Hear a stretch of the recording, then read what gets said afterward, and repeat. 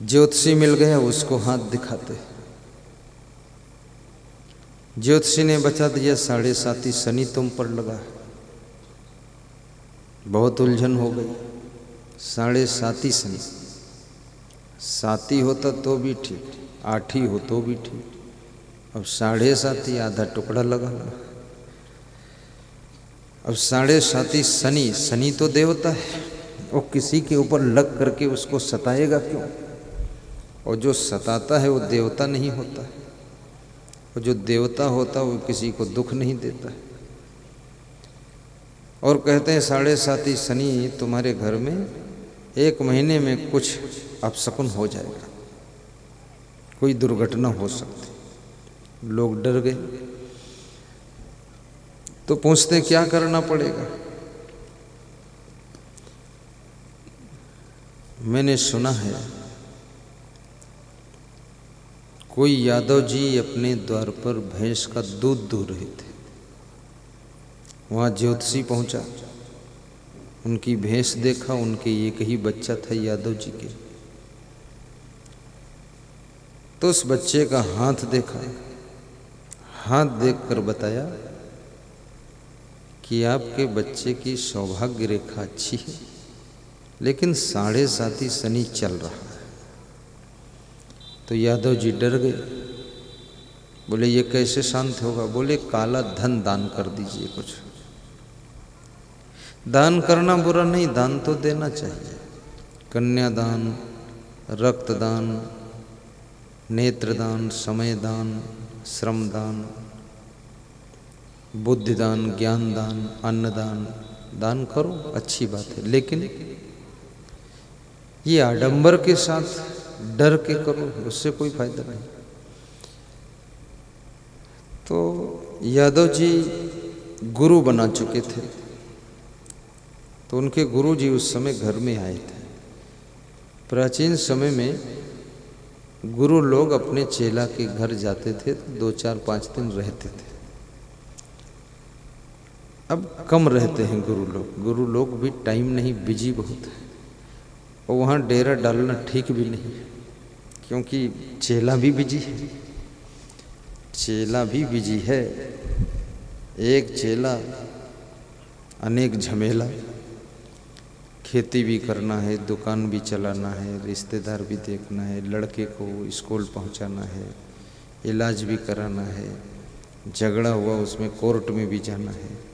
तुम वहाँ घर में डेरा डाले फालतू, अब तुमका समझ रही कि वहाँ कोर्ट मुकदमा लड़ाई, तो वहाँ डेरा डायरेक्ट न चाहिए। समय परिस्थिति के अनुसार गुरु को भी निकल लेना चाहिए। आगे बढ़िए महाराज जी। तो गुरु वहाँ उस समय ऐसी परिस्थिति नहीं थी, तो वो वहाँ 7 दिन के लिए रुके थे, साप्ताहिक।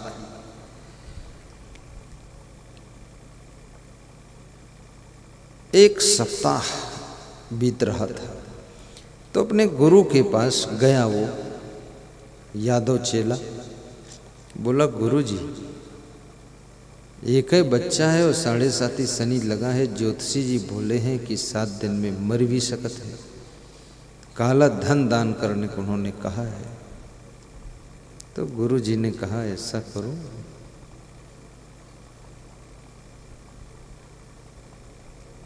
काला धन देना है तो 1 मीटर काला कपड़ा दे दो जाकर। अभी काला है तो 1 मीटर काला कपड़ा भेंट कर दिया। ज्योतिषी ने देखा तो कहा कि कपड़ा नहीं चाहिए, दान काला हो और जान वाला हो, ये तो बेजान है। फिर वो गुरु के पास गया, पूछा तो गुरु ने कहा तुम्हारे गांव में कोई सपेरा नहीं है? काला सांप पिटारम बंद करके दान कर दे, काला भी और जान वाला भी। तो बोले रहता तो है सपेरा। बोले ले आओ उसके यहाँ। पिटारम सांप काला ले आए और दान कर दिया। ज्योतिषी ने सोचा कोई अच्छी चीज़ हुई, डिब्बे के अंदर खोला तो सांप फुफकार कर काटने दौड़ा। ज्योतिषी घबरा कर पीछे गिरा। अरे बोले ये दान है कि काल है, ये दान थोड़े चाहिए। बोले फिर आप बोले थे ना काला हो जान वाला हो, ये काला भी है जान वाला भी है।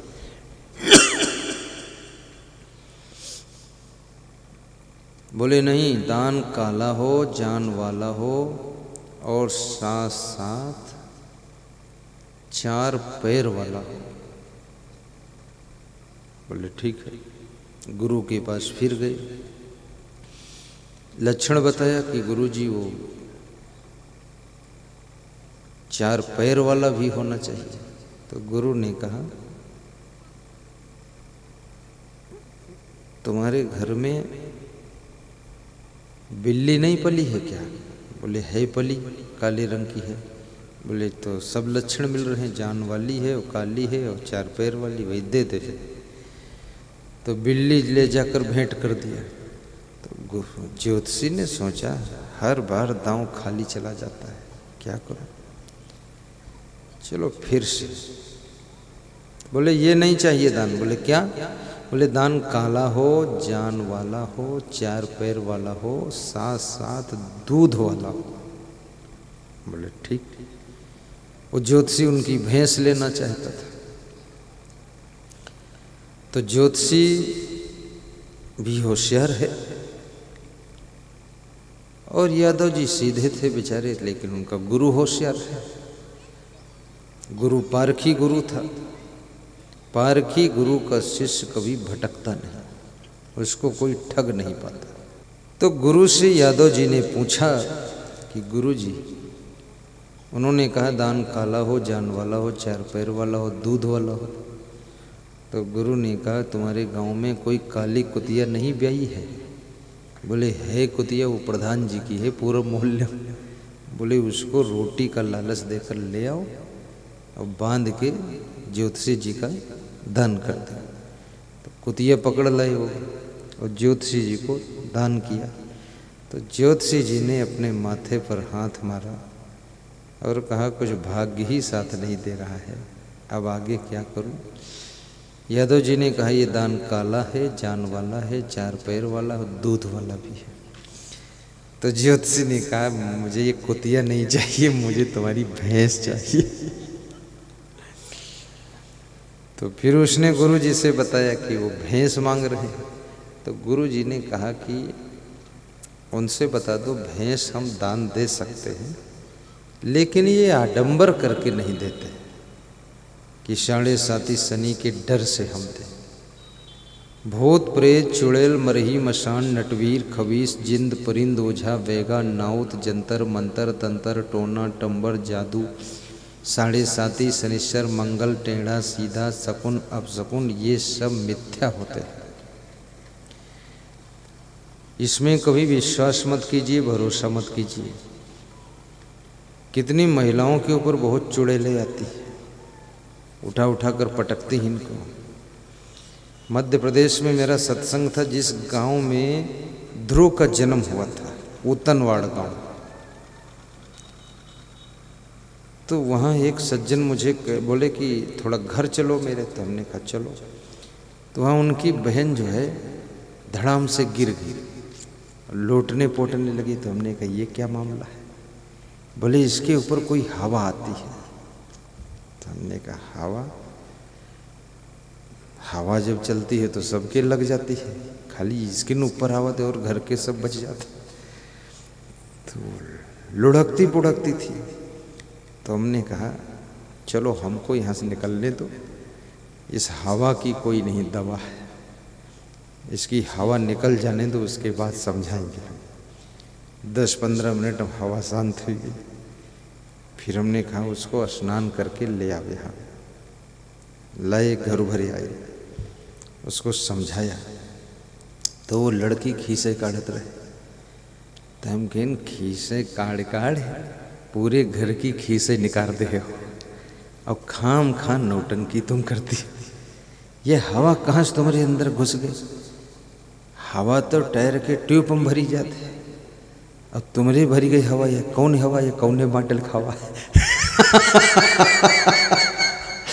तो सब हंसे, वो हंसे। अब ये फालतू बात कहा तो उनके घर में कुछ हवा बया रही है। अब नाउत लोग आकर के झाड़ फूंक करते हैं, अज्जर बांधो बज्जर बांधो, 7 समुंदर बांधो, 7 गंडा नदी बांधो, और पानी वर्षा छपरा चो तो का नहीं बांधत, अज्जर बज्जर बांधत, फालतू बातें। तो ये सब ढकोसला संसार में बहुत फैला हुआ है, इस ढकोसले से बचो। और झूठा झूठा बीमारी बना बना करके अपने घर के लोगों को परेशान मत करो। और किसी को ऐसी बीमारी बन जाए और बना रहा हो, उसका इलाज मत करो, उससे बोलो मत, तुम पड़े रहने दो। छत्तीसगढ़ में एक सज्जन हमको पदरौनी ले गए, तो उनकी पत्नी आई नहीं। तो हमने कहा कहाँ है वो? कहीं 15 दिन से घर से निकलवा ही नहीं करी। तो हमने कहा तो हमें क्यों लाए? बोले तुमको इसलिए लाए कि तुम्हारे बहाने निकल जाए शायद। तो हम कहीं निकलत कहे नहीं, कहीं बोले नाराज बहुत है, गुस्सम है। तो हम कहीं खाती पीती है कुछ की नहीं? बोले उठती ही नहीं है, और रात में चुराए के भले खाते हुए और चुराए के स्नान करते हुए, बाकी हम देखे नहीं 15 दिन से उसका उठा था। तो हमने कहा हमको विदा कर दो, क्योंकि ये पचड़ा शांत होने वाला नहीं। मैं विदा हो गया। 2 महीने बाद पड़ोस गांव में सत्संग था, तो उनकी पत्नी वहाँ आई और फूल भेंट किया। तो हमने कहा माता जी तबीयत ठीक हो गई आपकी? कहीं तबीयत का हमारे खराब रहे जो ठीक हो जाए। तो हम 15 दिन से उठे नहीं रहो, कहीं तबीयत उन्हें खराब है जो तुम्हारे भगत हैं पति जी, हम कहीं उनकी का खराब, कहीं ऊट पटांग बोलत हैं तो हम नखरा करी थन फिर और का है, सब घर तंग है पूरा। अब ये क्या क्या लोगों के घरों में नाटक है, शांति नहीं है।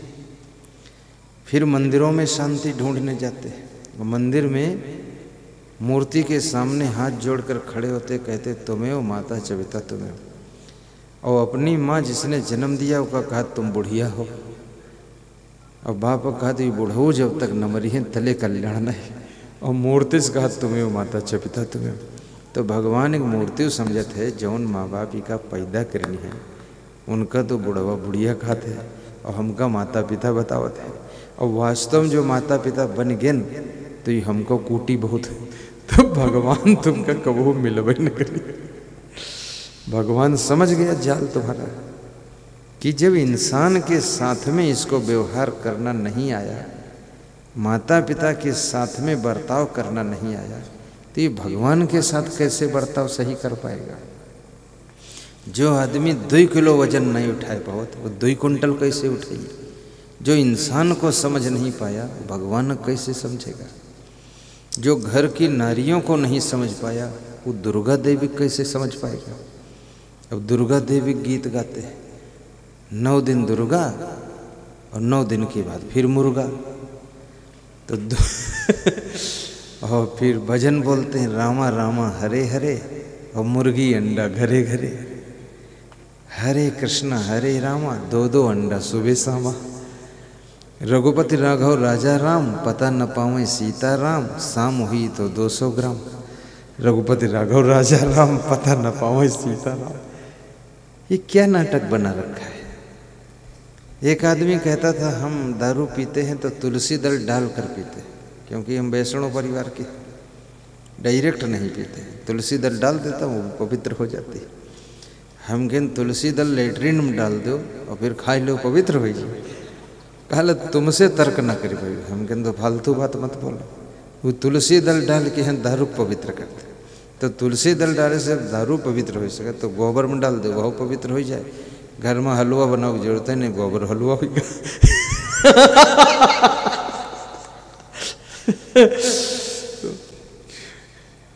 बोले कि आपसे हम बात न कर पाएंगे, ये फालतू बातें हैं। तुलसी दल डालने से दारू का नशा थोड़े खत्म हो जाएगा, और तुलसी दल डालना ही है, दारू पीते क्यों? बोलते ये चिंता हरण टॉनिक है।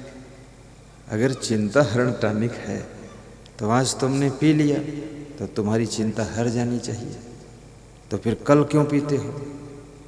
तो कहा था कल चिंता है तो पीत है, तो चिंता है तो चिंता हरण टॉनिक पी चुके हो जब एक दिन पहले, तो चिंता हरी क्यों नहीं? और चिंता हरी नहीं तो दूसरे दिन पिए थे, तो चिंता हरण टॉनिक नाम क्यों रखे का?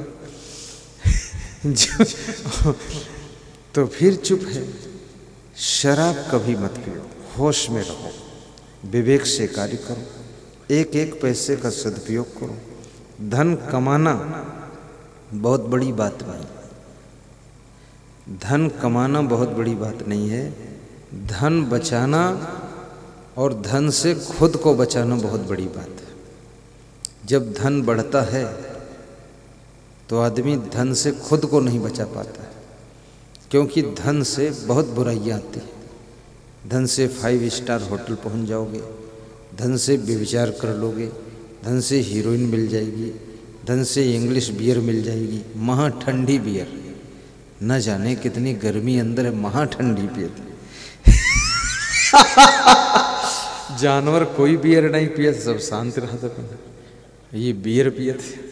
फिर उसके नाम एरिस्टोक्रेट, बैक पाइपर, हुस्की, देसी शराब, इंग्लिश शराब।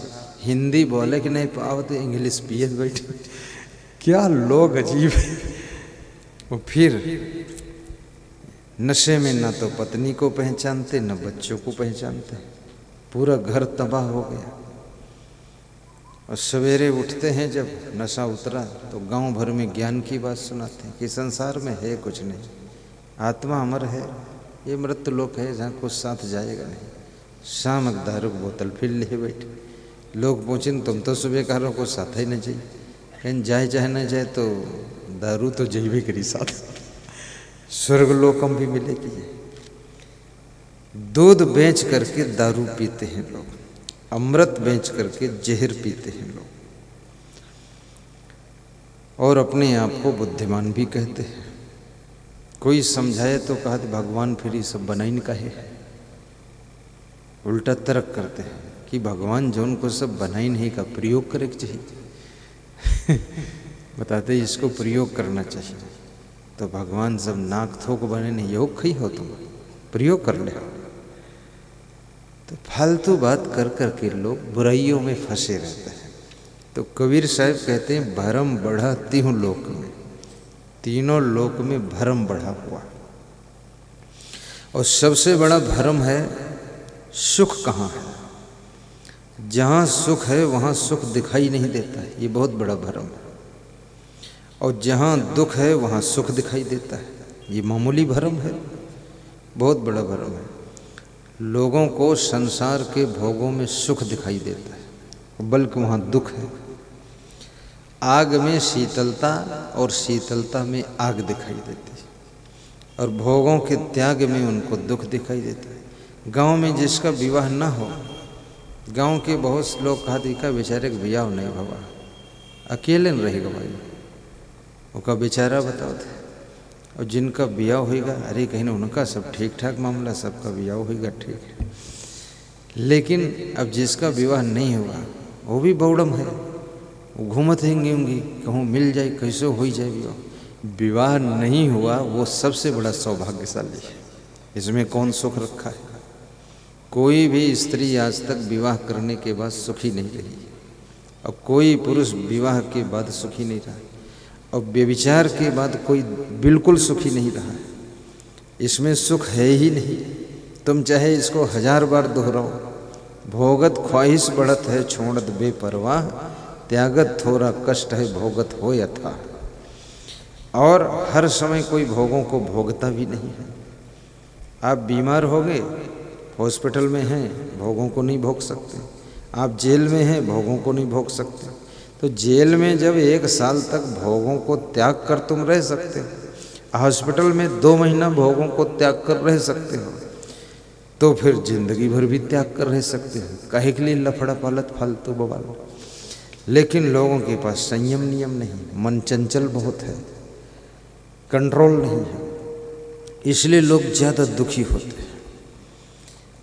गृहस्थ आश्रम में जो सदगृहस्थ है, सदगृहस्थ किसे कहते हैं? जिनके पास एक पत्नी व्रत एक पति व्रत का नियम है। अगर पत्नी के बच्चे नहीं हो रहे हैं और पत्नी कहती दूसरी शादी कर लो, तो शादी किया है खुशी से बच्चे के लिए, तो उसमें कोई अपराध भी नहीं है। लेकिन यदि पत्नी कहती बच्चे हों चाहे ना हो लेकिन शादी दूसरा न करो, त्याग कर दिया, कोई बात नहीं। राजा सगर के 60,000 बच्चे थे। यहाँ कोई आदमी ऐसा है जिसके 60,000 बच्चे हों? हाथ उठाओ। कोई है? इनाम मिलेगा उसको। कोई नहीं। कोई ऐसा है जिसके 60 बच्चे हों? हाथ उठाओ। कोई नहीं। कोई ऐसा है जिसके 20 बच्चे हों? हाथ उठाओ। कोई नहीं। कोई ऐसा है जिसके 12 बच्चे हों? हाथ उठाओ। कोई नहीं। एक आदमी खोपड़ी खजवाए बद हाथ उठाइस तो हम सोचनू कि हैं साइज, कोई नहीं। अब कितने कमजोर हैं आजकल की लेडीज और पुरुष। राजा सगर और उनकी पत्नी कितनी मतलब ताकतवर होंगे, कितनी ऊर्जा होगी जो 60,000 पुत्र को जन्म दिया। अब मैं तो ये कहूँगा कम से कम 6 तो आपके होने चाहिए, आधा दर्जन। ऐसे 1 दर्जन हो तो भी अच्छा। तो लोग कहते ये खइहें का, लोग कहते खइहें का। जब जनसंख्या कम थी तो ये धरती माता 1 कुंटल 1 एकड़ में यहाँ गेहूँ पैदा हो रहा है। आज की तारीख में 30 कुंटल गेहूँ 1 एकड़ में पैदा होता है। एक टमाटर के पेड़ में 5 कुंटल टमाटर लगता है। गुजरात में देख लो जाकर। उस टमाटर के पेड़ को, उसको अभी तक हम पौधा कहते थे लेकिन अब वो पेड़ हो गया। तार से और रस्सी से ऊपर सब बांधते हैं और टिकानी लगाते हैं। इतने वो फल देते हैं कि वो अपने के नहीं संभाल पाते, सब रौंद फौंद गिर जाएगी। अब यूपी में किसी को टमाटर की खेती करने की भी सहूर नहीं। टमाटर लगाए दिन, फिर तालोस पानी भर दिन, और उसके बाद टमाटर वह बूढ़ गवा, उसके बाद फैलाए वह घुंडा झमड़ हुई के सड़ी के बोले कुछ रोग लग गवा है। देखिए फिर बाजार झोरा ले जाते, कहा टमाटर खरीद ली थोड़ा। अरे बुद्धि ना, ये टमाटर खेती कैसे करी जाती है? ऊंची मेड़ बनाइए, उस पर पौधा लगाइए, नाली में पानी छोड़िए, और मेड़ भी 2 फीट चौड़ी होनी चाहिए, उसकी जड़ में पानी नहीं पहुंचना चाहिए। फिर तार ऊपर बांधिए, उसमें रस्सी से उसको टांगिए, वो सुतली से, और डंडे से भी उसको सहारा दीजिए। 10 आदमी का परिवार है, 10 पौधे काफ़ी है, और 20 दाना 200 रुपये के आते हैं, वो मंगाइए बीज के लिए। ये नहीं घोरे बिरवा होगे वो कर लगाए दिन दिखे आशा रखे टमाटर हुए। टमाटर नहीं, उसमें कटैये गोली तना टमाटर होते। तो कहा बहुत छोटे छोटे आए हैं तो बांट की चटनी बना लो। तो उनकी पत्नी से लूटी बाटम लग रहे थे। कहा दे सब्जी बदे अलग से लावे पड़ी है, दोनों बुद्धू हैं। ठीक से काम करो व्यवस्थित। एक पौधे में 5-5 कुंटल टमाटर आ जाए, आप पूरा छकिए। और हमारे भारत देश में कुछ ऐसी बिरादरी हैं जिनको जनसंख्या की फिक्र ही नहीं, चाहे 1 दर्जन हो जाए चाहे 12 दर्जन हो जाए। अब कुछ ऐसी बिरादरी हैं जिनका 1 बच्चा हुआ तो बड़ी टेंशन है कि अब पढ़ाई कैसे। 1 बच्चा होना चाहिए साधु बनने के लिए, दूसरा बच्चा हो माता पिता के सेवक के लिए, तीसरा हो देशभक्ति बॉर्डर पर युद्ध करने के लिए, देश की रक्षा, चौथा बच्चा होना चाहिए राजनीति करने के लिए, और 5वां बच्चा होना चाहिए खेती बाड़ी करे घर में सब पूरी, और 6ठा बच्चा हो चाहिए वो छूट पर रहे कि जौन काम कोई बीमार हो जाए वो तुम जुटो कर सके। हाँ, स्पेशली काम करो, मार्केटिंग देखो, बिजनेस करो। कहीं अकाल पड़ जाए, बाढ़ आ जाए, खेती चौपट हो गई तो भूखे मर्जी हो, एक बिजनेस में लगाओ, ठीक से बिजनेस करें। और तुम्हारी ये कोई है होगा बॉर्डर पर दे वहाँ मरी गवा तो यहाँ कोई नहीं रही, साधु बनाई दे तो घर में काम खत्म हो गया। इसलिए साधु भी बहुत कम लोग बन पाते हैं। क्योंकि जब बच्चे ही न पैदा करी हो तो साधु कोई पड़वा थोड़े बनी है भैंस के।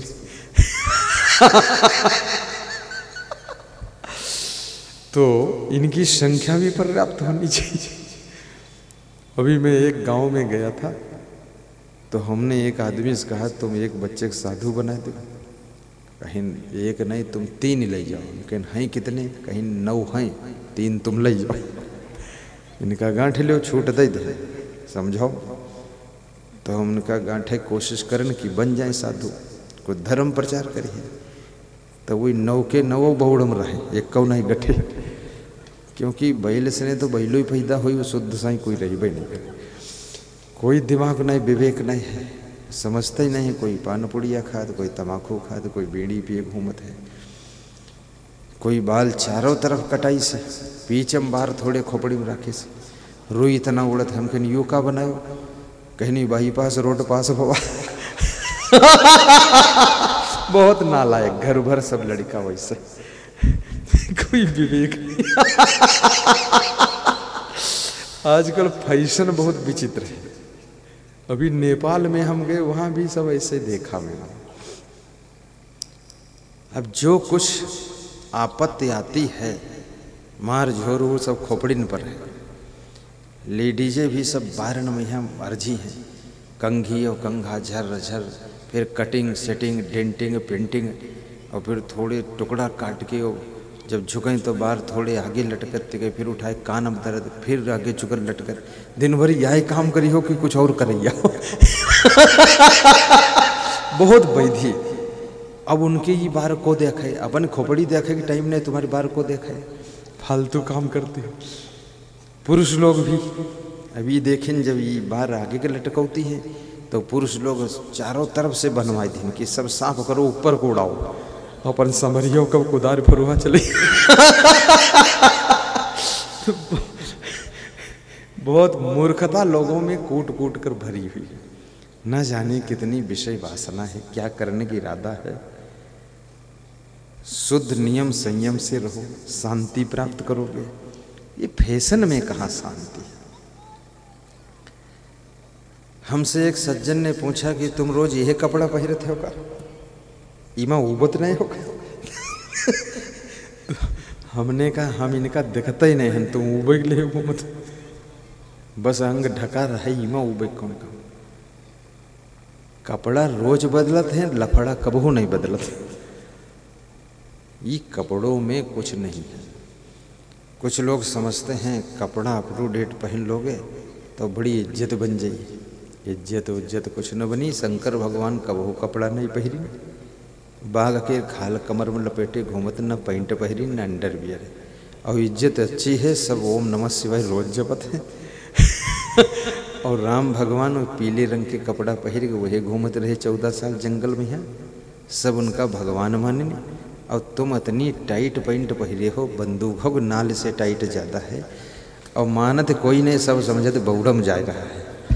तो ये कपड़ा उपड़ा से कुछ हो वाला नहीं, आचरण सुधारो। कितनी लेडीज साड़ी पहनती हुई झाड़ू लगाओ चलते, सब साड़ी लथारे, और फिर वह पहर के हैं रजाई ओढ़ के सोई गई।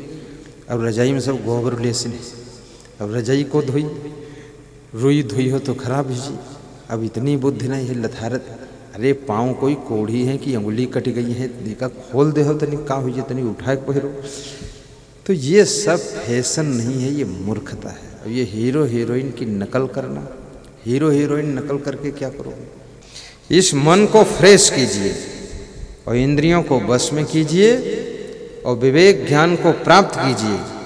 विश्व में किसी कोने में आप चले जाइए, आपको दुख जागृत में नहीं, स्वप्न में भी नहीं मिल सकता है। ये गारंटी के साथ मैं कहता हूं। वश्येन्द्रियम जितात्मानम धृत दंडम विकारशु पारिच्छ कारणम अत्यंत धीरम श्री निर्सेवते यो जितः पंचवर्गेण सहजे नातम कर्षिणा आपदस्तस्य वर्धन्ते शुक्ल पक्षी योडुराट। जो अपनी इंद्रियों को वश में नहीं कर पाता है, विषयों के चक्कर में पड़ा रहता है, उस व्यक्ति के दुख आपत्तियां पीड़ा संघर्ष कष्ट ऐसे बढ़ते हैं जैसे शुक्ल पक्ष का चंद्रमा रोज बढ़ता है, ऐसे उसके कष्ट रोज बढ़ते चले जाते हैं।